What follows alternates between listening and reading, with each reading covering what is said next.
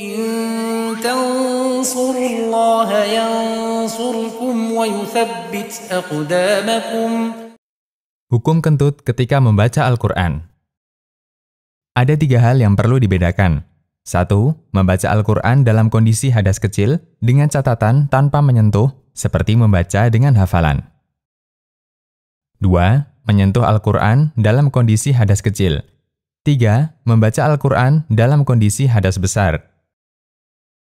Untuk membaca Al-Quran dalam kondisi hadas kecil, baik hadas kecil yang muncul sebelum membaca atau di tengah membaca, ulama sepakat hukumnya dibolehkan selama tidak menyentuh mushaf. An-Nawawi menuliskan, dianjurkan untuk membaca Al-Quran dalam kondisi suci.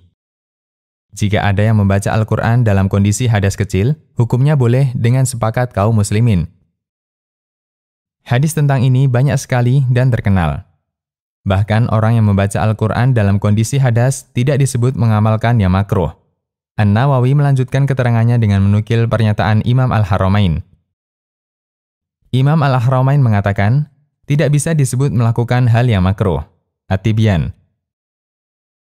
Di antara dalil yang menunjukkan bolehnya membaca Al-Quran dalam kondisi hadas adalah hadis dari Ibnu Abbas radhiyallahu anhuma. Beliau bercerita bahwa beliau pernah tidur di rumah Maimunah, istri Nabi SAW,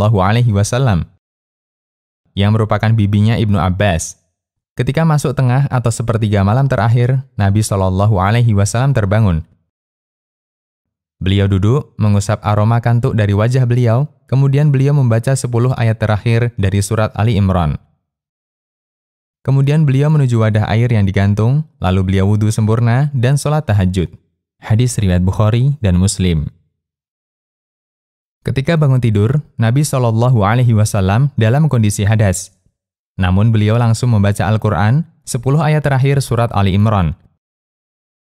Para ulama memahami hadis ini boleh membaca Al-Quran dalam kondisi hadas.